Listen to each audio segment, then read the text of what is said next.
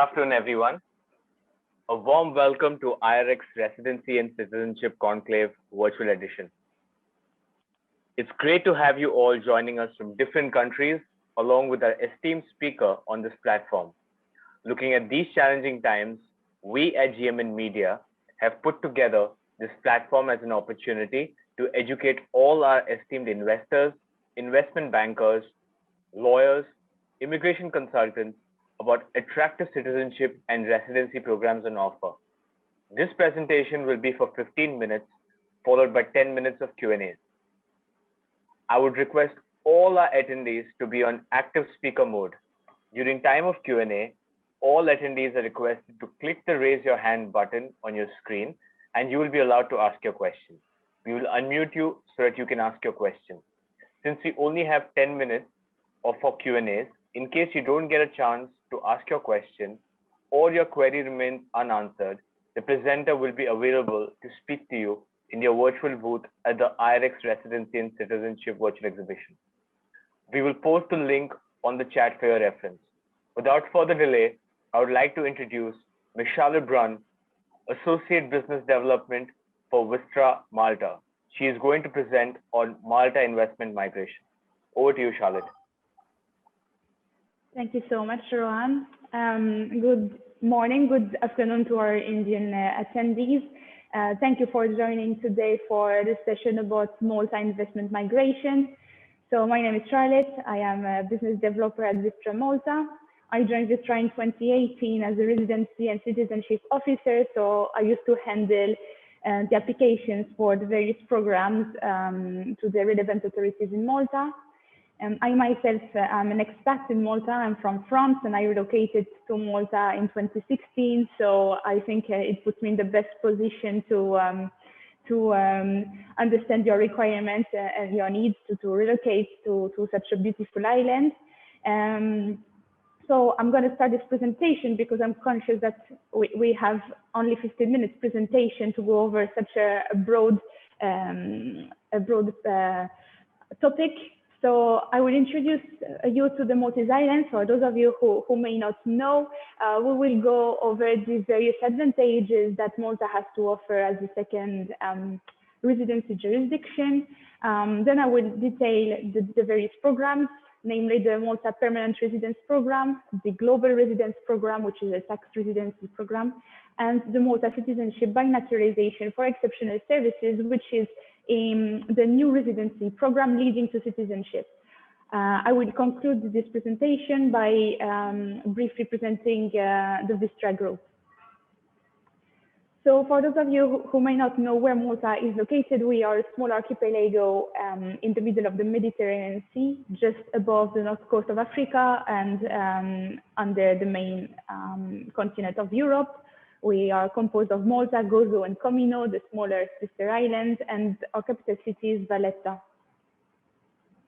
So Malta was once a British colony. We are now independent since over 50 years. We are a republic, member of the United Nations, the Commonwealth of Nations, just like India. We are, of course, a member of the European Union since 2004 and of the Schengen area, and our currency is euro. So Malta is a thriving country. We have a thriving economy. As you can see from the latest ratings, A+ for Fitch, A- for Standard & Poor's, and A for Moody's, we can say that we are overcoming the COVID pandemic and our economy is strong. We have a very low unemployment rate of 3.8%. Our expected GDP growth for this year is of 4.6%. Prior to COVID, we were between 5 and 6%, so one of the strongest economy in Europe. But after those 2 years that we have lived, I believe that the 4.6% expected is quite high already. And for your personal and business matters, you may want to know that Malta has over 70 double taxation treaties. So before we move on to the various advantages that Malta has to offer, I would like to show you a short clip of Malta because I believe an image can speak 1,000 words, so you can have a better understanding how life in Malta is. So I will just let it play for a minute.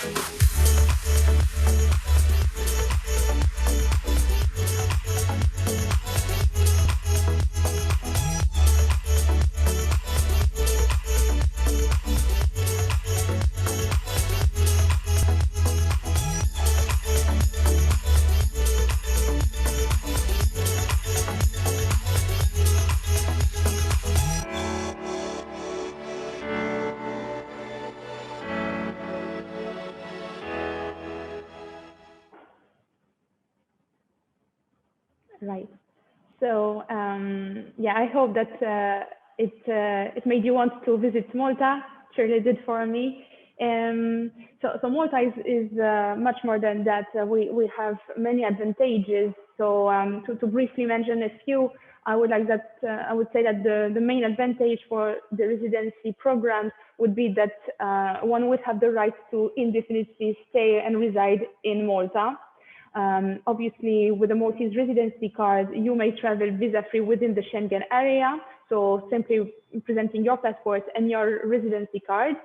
Malta is known to have a moderate cost of living, which is quite nice as well. We have gender-neutral identity documents. Our programs are business-friendly and family-friendly. We are one of the few programs that offer about 4 generations to be included in the applications. Obviously, Malta is English speaking. It is an official language along with Maltese. So everything is written in English. Everyone almost speaks English perfectly. So there is no language barrier. One wants to relocate in Malta. I could go on and on with all the advantages, the climate, the culture, how easy it is to integrate in Malta as well when one relocates to Malta.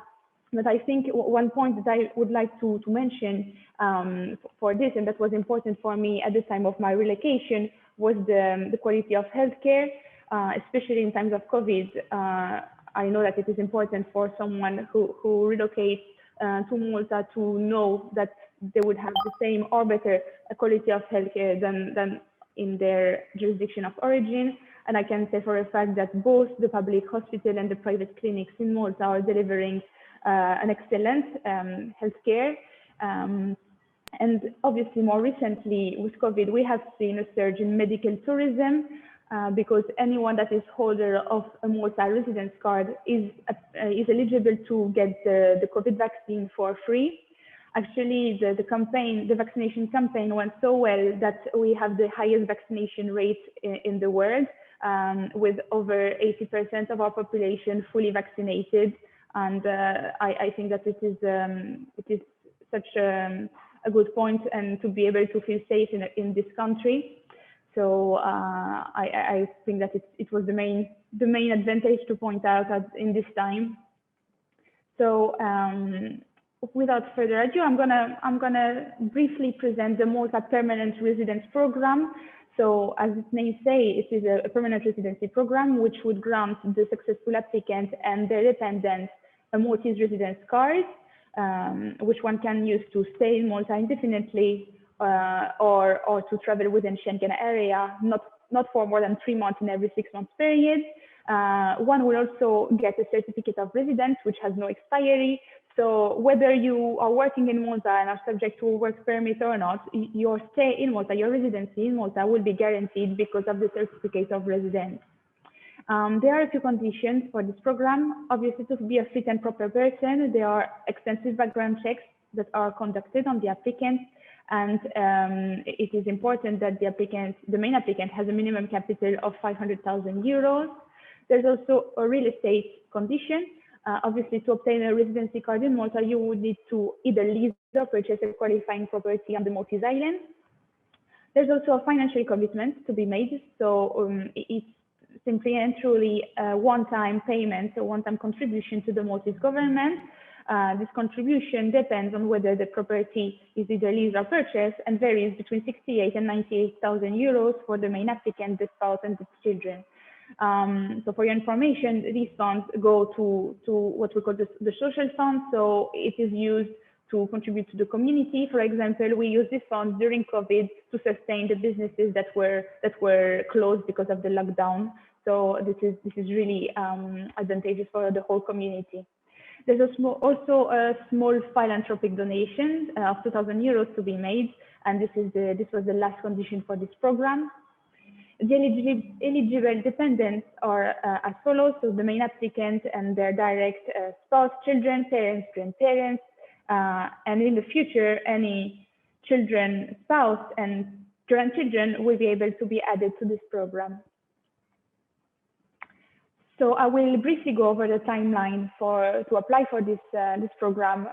Stage 1 will be the onboarding from a Vistra side. We will conduct an initial due diligence process, and once you are onboarded, we would build the application pack and collate all the documentation for you, presented to the agency for the due diligence. This stage can take between 3 to 6 months, depending on the questions that they have. Once they are approving in principle the file, the applicant would need to proceed to the different conditions, fulfill all the requirements that I mentioned earlier. And after that, the applicant would be required to come in person to Malta to get their biometrics done to obtain their residency card.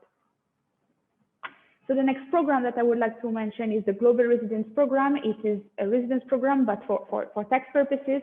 So one would obtain a tax number here in Malta, along with the Maltese residency card and all the advantages of the residency card.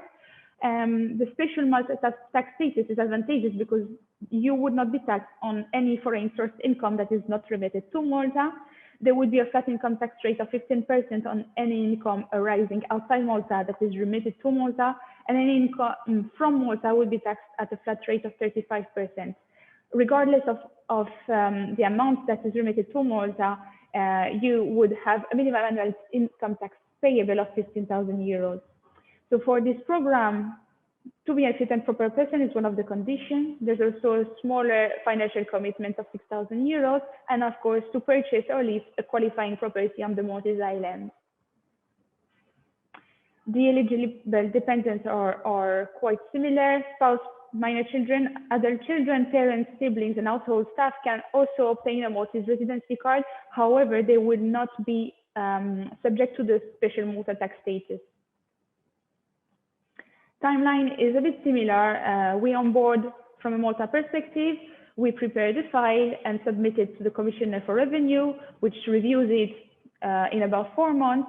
Then once they invite the applicant to have an interview with the agency, and if everything goes well, they will be required to settle all the conditions or the requirements, and after that the residency card will be issued along with the tax number.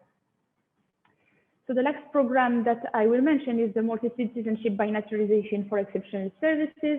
So this is a residence program leading to citizenship. So at the end of this program, one would obtain the Maltese passport and identity card. With this passport, you would be able to travel visa-free to over 180 countries. It's a very powerful passport. This includes Canada, Schengen area, obviously, and the US. With this passport, one can access to all life opportunity available to any EU member state.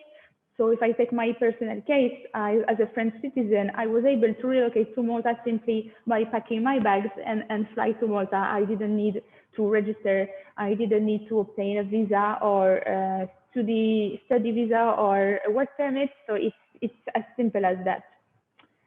There are 3 stages for this program. The residency stage, which would last either 1 year or 3 years. It doesn't mean that one needs to stay in Malta for this period of time, but just that you would hold a residency card for this period of time. Then there will be the eligibility stage and then the final citizenship stage. I would like to bring your attention to the fit and proper condition, which is a very strict condition. There will be extensive background checks, and at the end of the process, it is at the minister's discretion whether the citizenship is granted.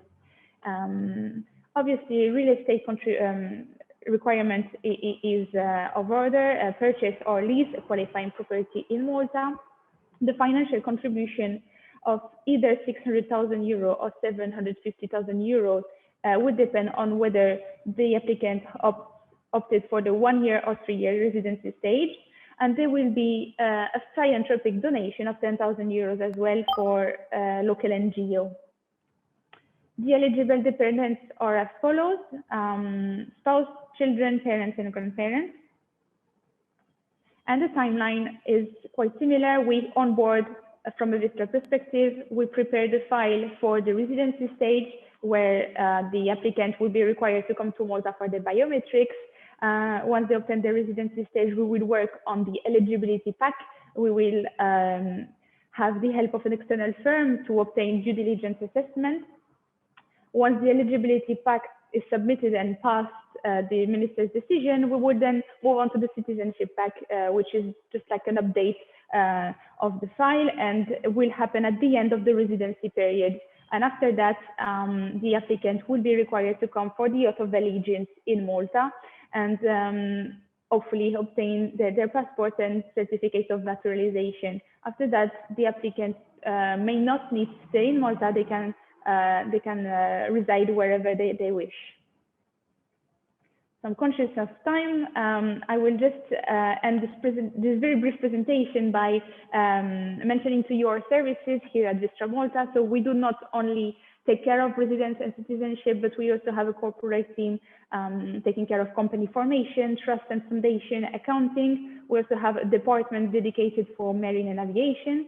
And obviously our residency and citizenship team is hand-holding such application and has been doing so for the past 20 years. So we really not only take care of the application itself, but also everything that pertains to it, like the real estate condition or the annual compliance every year after the residency or the citizenship has been obtained. Obviously, Vistra is not only present in Malta, but also in 46 other countries. We have 85 offices around the world, including 8 in India. So I'm sure that you can find an office close to you. Obviously, we would be happy to hear from you. We had a lot of demand already on the chat this morning, and we'll be here all day to answer your question. If you wish to set up a call so we can discuss your requirements further, you can please feel free to do so and reach out to us on our emails or telephone. Here is mine and my director, Alice Cambry. We are both present in the chat, but before that, I think that we have a few questions for the Q&A, so we can just start answering. Great. Thank you, Charlotte, for your presentation. We now invite questions from the attendees. You're requested to click the raise your hand button on the screen, and we will unmute you so that you can ask your question. Hi, so we have one question from the audience, Mr. Rajiv Datta. Rajiv, please unmute yourself and ask your question. Okay, we move on to the next person. Mr. Nitin Gupta, please unmute yourself and ask your question. Okay. Yeah. Yeah. Hi. Yes, you're audible. You can go ahead. Yeah, is this dual citizenship or I have to live Indian citizenship? And another question is that you are asking for a 5 to 7 lakh euro investment, but the return on investment is very low. You have mentioned there would be a rent of around 16,000 per annum. So where in which city you would suggest us to invest, and which type of property would be there? So, and what all are the opportunities for us, as like as right now I am working in India in marketing, and is there any scope? So I have 3-4 questions, please address. Sure. Thank you for your question. So first of all, Malta does allow dual citizenship. So you can hold your multi-citizenship along with another citizenship.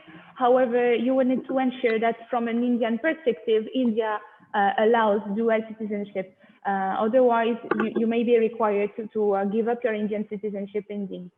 When it comes to the property, so yes, there is a minimum requirement for the qualifying property. The property must be a residential property and must not be leased out to someone else or subleased to someone else. So for at least the first 5 years after you obtain your residency or citizenship, you would need to keep this property or change to another qualifying property.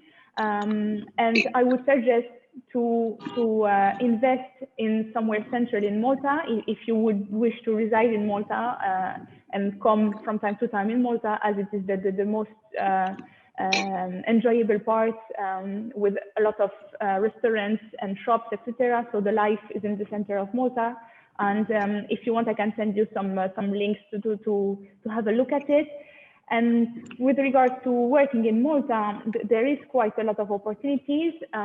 One needs to know that first the Maltese employers need to check if there is any demand from a Maltese perspective, then from an EU perspective, and then only after that the third country nationals will be considered. So this might be a bit more lengthy process, but in marketing, I believe that there is some business opportunities indeed.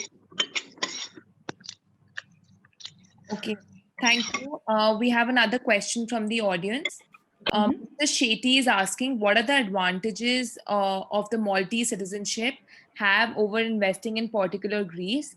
We are looking at a migration to Europe for future of our kids and exploring viable options. Sure. So indeed, Portugal, Greece, and Malta are all in the European Union and in the Schengen area. So it is quite the fact that one will hold a European passport is similar. I believe it depends on what you are looking for. If you are looking to relocate personally with your family, the lifestyles are different in any countries. So you may want to visit for a couple of days Malta to acquaint yourself with the life in Malta. Portugal and Greece are both strong programs as well. I think that in Malta, the application has been renewed and the economy is thriving, and the fact that it's a small island with a safe COVID center as well here, I think that makes it quite advantageous at this stage right now in 2021. Okay, thank you. We have another question. Can I expect any appreciation investment in residential property over 5 years? So you can, after 5 years, you can, if I understood the question correctly, you will be able to sell out the property or end the lease of the property. However, you must always retain an address in Malta, even if it's a property that does not qualify anymore after those 5 years. So if it's a cheaper property, for example, so yes, it must be retained for 5 years. After that, you can sell the property and buy a cheaper one, for example. Okay. We have another question in the chat from Mr. Ravi Bindal. How many expats apply for the Maltese residency program every year? And what's the success rate of all applications made? So the Malta Permanent Residence Program has been introduced very recently, as of March or April this year. So I do not have any figures at this stage. The previous program, the Malta Residency and Visa Program, was quite successful with hundreds of applications a year, if not 1,000. I do not have the exact figures in hand, but it was quite a very successful program, obviously, especially for Indian applicants. When it comes to success rate at Vistra Malta for the residency program, we have a 100% success rate, and simply because, as I mentioned, our onboarding process, we already vet the applicants to ensure that we only submit application of fit and proper individuals, because obviously we do not want to have rejection for our clients. So we ensure that everything would go smoothly and without surprises. Okay. Another question from Mr. Venkat. Any buyback option for returning back the property to the seller, or can we sell the same property to any of our relatives directly so as to get their PR? So yes, as I mentioned, you can sell the qualifying property after 5 years after you obtain the residency certificate under the MPRP, for example. So you can sell it, but you would need to still get another one, or a cheaper one, or lease another one in order to keep your residence card, because your residence card is linked to your address in Malta. If you're under the MPRP program, you would still retain your certificate of residence, but without your Malta residence card, you would not be able to travel within the Schengen area visa-free, for example. Okay, sure. We have another question from Mr. George. He's asking if the Malta Citizenship by Investment Program cover immediate family and retired parents too. How are the education standards in Malta compared to the rest of Europe? Right. So if I just go back to, I'm not sure I can go back to the slide. Yes, but yes, it covers the Malta Citizenship by Naturalization Program covers spouse, minor children, adult children, parents, and grandparents of the spouse and of the main applicant. So yes, they can be included as long as they are financially dependent on the main applicant. So that is important because it will need to be evident. And with regards to education, it's a good question. Yes, indeed, we have a very high standard of education. I myself attended a master's at the University of Malta. I can say that it's the level of education is similar to the British standard because of the British colony. So we inherited the British standard when it comes for education. So it's quite high, and obviously the public universities recognize. So it would be a very good opportunity for your children if they wish to study in Malta. Okay. Another question from the audience. Miss Archika Agarwal would like to ask a question. Mm-hmm. So what are the legal hurdles that I can face in India, and how can I transfer the money? Like, how can I invest, through what channel? All right.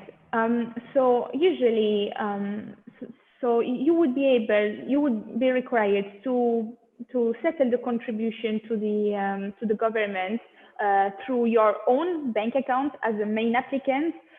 It can be an Indian bank account if you have somewhere else another bank account that works, as long as it is in your name, not under a company name, and that it is not a joint account either.